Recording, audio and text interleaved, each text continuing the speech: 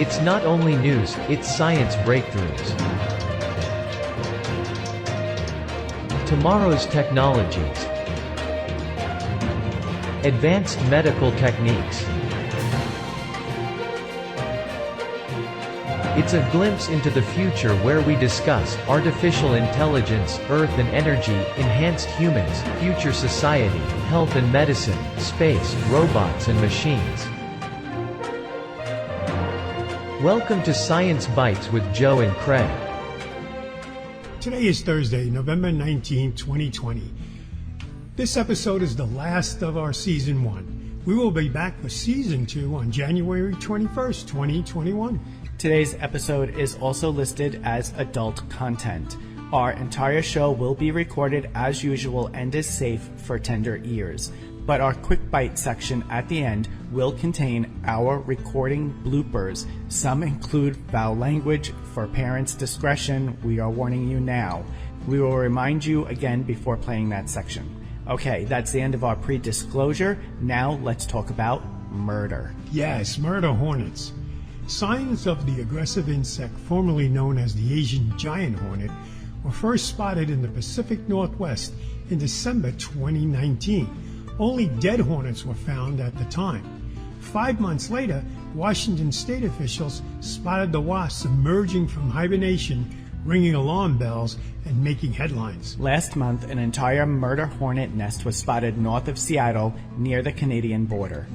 And there's more bad news. According to the Washington State Department of Agriculture, an investigation of the nest found 500 live specimens in various stages of development, including 200 queens. That's terrible news, since each of those 200 queens has the potential to start its own nest somewhere else. The 2-inch-long killers can pose a real threat to bee population around the country. They're able to kill beehives in mere hours, decapitating the gentle honeybees and feeding the corpse to their own offsprings. It's so brutal. I know. And yes, their stingers also hurt like hell, but they aren't deadly to humans unless you go into anaphylactic shock after being stung by swarms of them. The nest also contained 190 larvae, 112 worker bees, and 6 unhatched eggs. There were another 76 new virgin queens as well in their early stages of development. These things sound really scary, Joe. I know. I don't even want to see them. Washington officials have set hundreds of traps to fight the invasive species and to limit them from the state.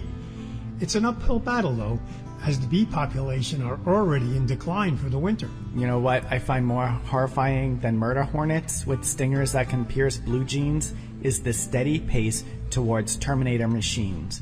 In the near future, the U.S. Army plans to deploy packs of semi-autonomous robot tanks armed to the brim with chain guns, missiles, and other fearsome weaponry. 2 classes of these robotic combat vehicles are already under development, with a third already on their way. As they make their way to the future battlefields, they will be used to lead the charge of both conventional and electronic warfare in the years to come. The U.S. Army is building robotic combat vehicles, or for short, RCVs, as lights, mediums, and heavies. Respectively, the 3 are lightweight scouting vehicles, heavily armed mini-tanks, and powerful artillery vehicles. For now, the Army wants to make sure that it's a human pulling the trigger on the weapons, so each vehicle will have 1 human remotely steering and another person remotely operating their weapons. The tanks will still be partially autonomous, but humans will take over once they reach the front lines or guide them through enemy fire. In addition to more conventional battles, the Army wants the RCVs to take down swarms of drones. Anti-drone laser were too heavy for the RCV light, so instead, the Army is looking for ways to jam electronic communications and make the drones useless. The United States is not alone. Over the next decades, the British Army may enlist tens of thousands of robotic soldiers. General Nick Carter, Chief of the Defense Staff for the British Army, suggests that the new drones and robots could make up a significant fraction of their armed forces. Part of the plan is to compensate for a drop in the number of human recruits, but at the same time, Carter admits that the future of robotic warfare is hazy at this time. Carter said that the massive push for robotic military, in which large numbers of autonomous and remote-control robotic soldiers replace the human fighters, could be operational by 2030. Every branch of the British military is already experimenting with military drones, like the I-9, a rotorcraft equipped with 2 shotguns. That's meant to be piloted in hostile buildings. But even so, Carter warns that a future including automated warfare is a future in which wars could accidentally begin based on one error. He warned about escalation leading to miscalculation. I don't know, Joe, the more we get into this with autonomous warfighters and stuff, the more I think of Terminator. I know I said that this entire season, but it just freaks me out that what if hackers hack into it and then turn those drones and stuff on the people that was supposed to be controlling them? No.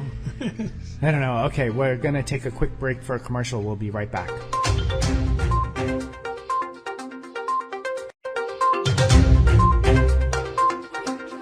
Welcome back. U.S. President-elect Joe Biden's transition into office.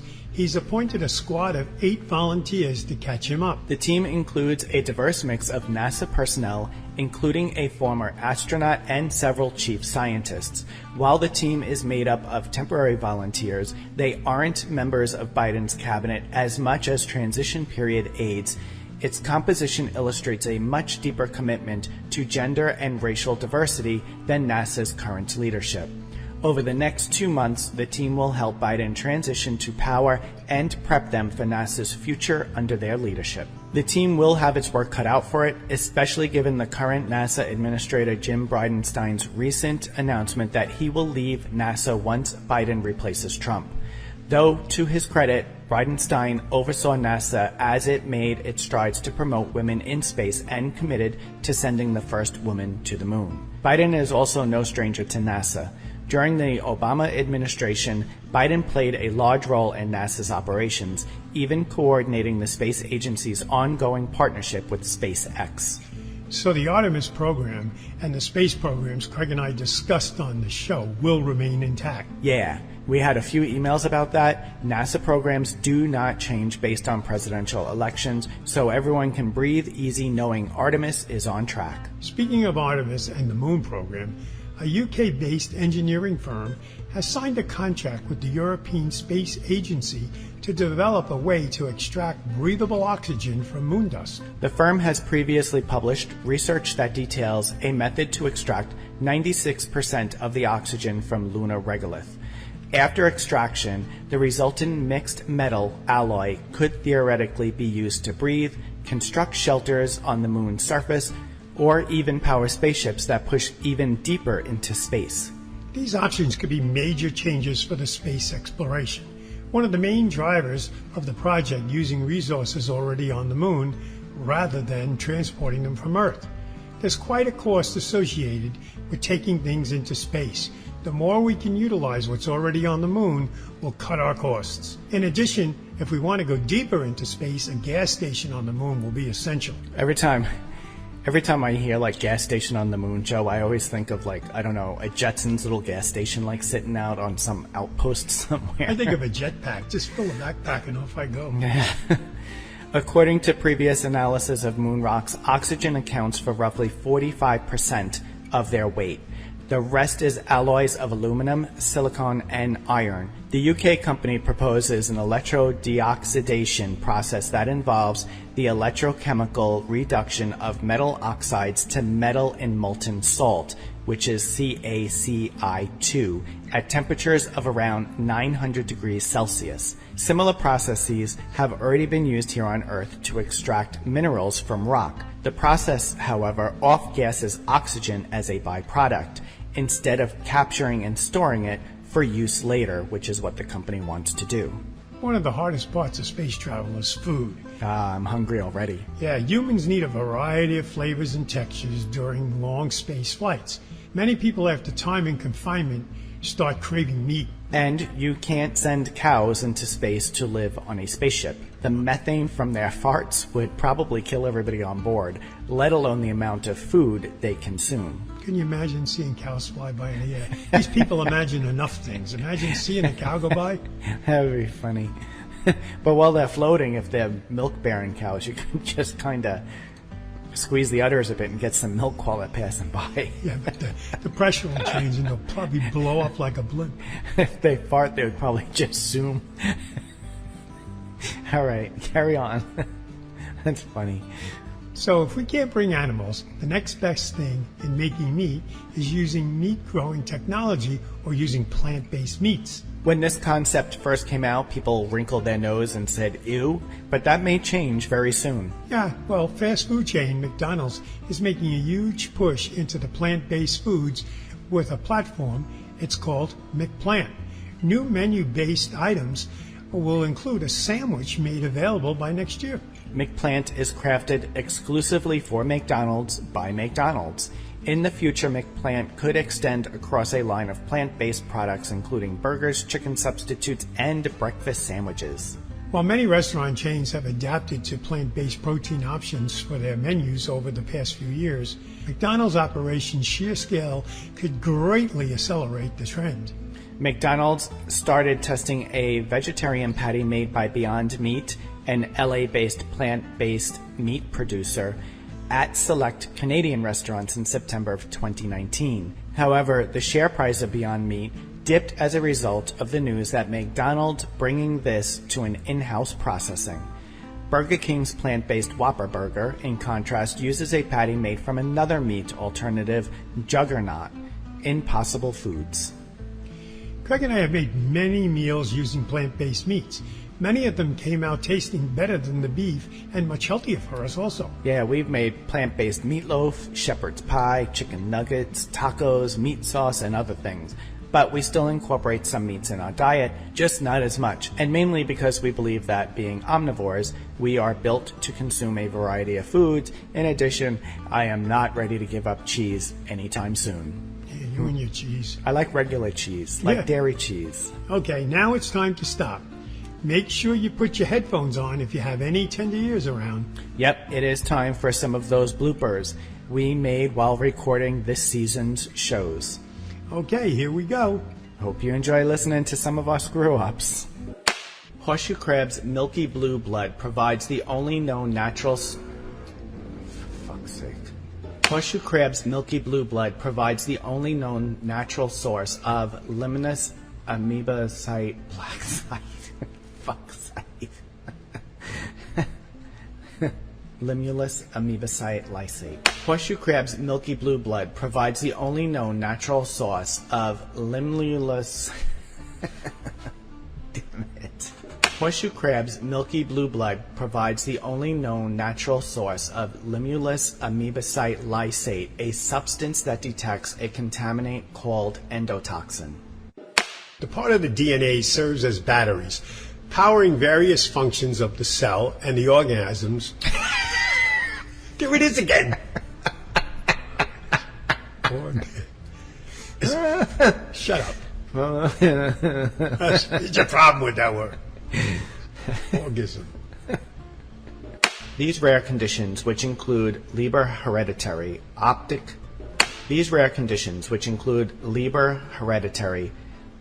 neuropathy, and lethal infantile cardiomyopathy. These rare conditions, which include Leber hereditary, optic neuropathy, and lethal infantile cardiomyopathy, and lethal infantile cardiomyopathy, and lethal infantile cardiomyopathy. Molecule is two polynucleotide chains that carry the genetic blueprint that makes it possible for orgasm. Thanks, Craig. I know you got to put this in every week. That makes it possible for orgasm.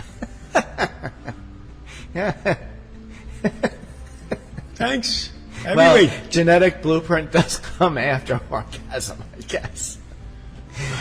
All right, go ahead. I'm sorry.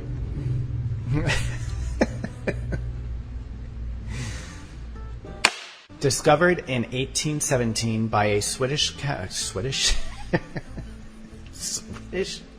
Where the hell did that come from? must cut the brain into fine slices, scan each slice with an electron microscope.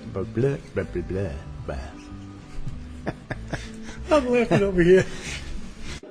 Short break, and when we return, we'll have a quick bite for you on radiation shielding fuck us. Yeah, today that's exactly what it is. Fuck us. God, I can't talk. It's fungus. Fungus. Fungus. Fungus. Fuckus. I saw a K. I thought it was There's no fungus. K there. That's Well, just the way it looked from here, it looked like fungus. Fungus. fungus. Fungus. Fuckus. Fuckius. Radiation shielding fuckers.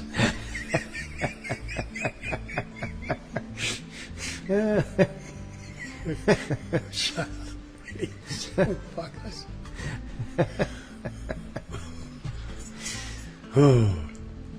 We're going to take a short break, and when we return, we'll have a quick bite for you about radiation shielding fungus. He didn't sound very No, because sure. I was on do it again. Fungus. We're going to take a short break, and when we return, we'll have a short bake. Johns Hopkins University and Stanford scientists behind the ISS study found that in extremely thin samples of the fungus Cryococcus neuroform I knew you weren't going to get was that. able to block and absorb Well, good luck. Cryococcus. Cryptococcus Yeah, neoformans. Cryptococcus. Yeah, after my fuckus. We got a fuckus, Cryptococcus. Cryptococcus. Stop it. gonna be- Cryptococcus. Yeah. Cryptococcus neoformans. Yeah. Fuckus. Cryptococcus. Fuckus. Cryptococcus. It's in your neoformis. Crypto. Coccus. No. You see, you got me all screwed up. Said Shut up. You said Cryptococcus. Johns Hopkins University and Stanford scientists behind the ISS study found that an extremely thin sample of the fungus Cryptococcus neoformans was able to block and absorb 2% of the cosmic rays that hit it while it was on the ISS. Well, that brings us to the end of another fucking show, so get off your goddamn ass and listen to our podcast if you fucking wanna. On Alexa, Spotify, or any motherfucking platforms, or just visit our goddamn website. Good night. Oh my god. You totally caught me by surprise with that. We leave it. I'm like, what are you talking about? I don't see that.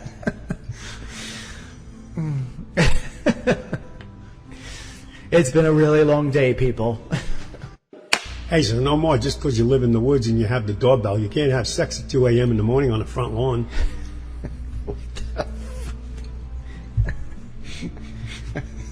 People are going to be like, what the hell? Who's having sex on the front lawn? You can tie it to your cat's tail and just drag it. But according to the press release, these cats. These cats.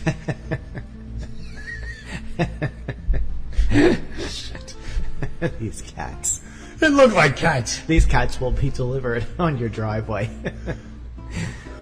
Dapper could give us a whole new level of understanding of how stars formed in the first place. Big Bang. You know what you can do with that dark side. Anyway, the company is planning to test a reusable space plane. That's a new word. Anyway, the company is planning to test a new. That's not even in there. What are you reading? Okay, let's try it again. Anyway, the company is planning to test a reusable space plane.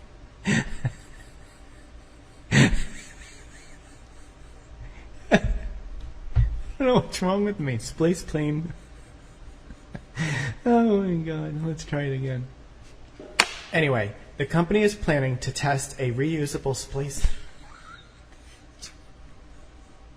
Why do I keep saying splace? Where did splace come from? You take the word out. That's what I have to do. Oh my god. Alright, here we go. Ready? Got it. Anyway, the company is planning to test a reusable space plane system. Of course, these users are getting what they pay for. Precipitation in the public beta. Yeah, right. Sound like a weather person. A predicted glitch that SpaceX told uteruses to expect. In 48 years, an asteroid named after the Egyptian god of chaos, Apophis, welcome back. Welcome back. Welcome back.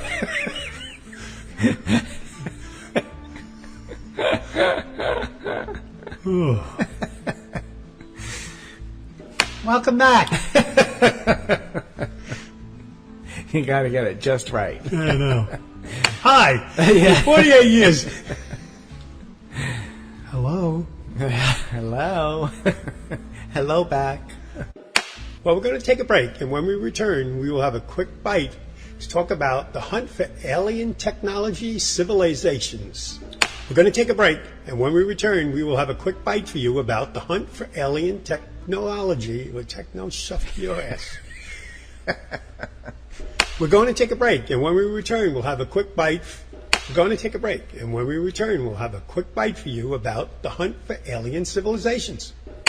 Now, Harvard Medical School neurologists have discovered a population of neurons in a hypothalamus that control... Hypothalamus. Hypothalamus. But you have to put it together.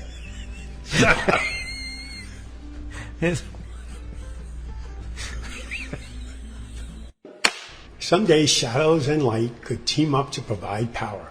A new device uses the contrast between bright spots and shade to create a current that can power small electronics like cell phones, outdoor lighting, and other low-power consumption items. Sui Cheng Tan. Christ, holy shit. It didn't sound funny when I was typing it. Oh my God.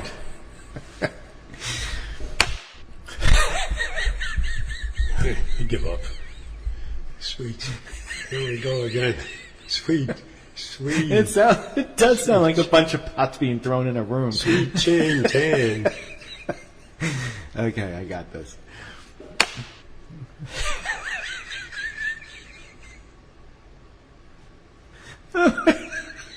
Who would name that child Sweet Cheng Tan? They must have not liked him when he was born. Okay, I got this. In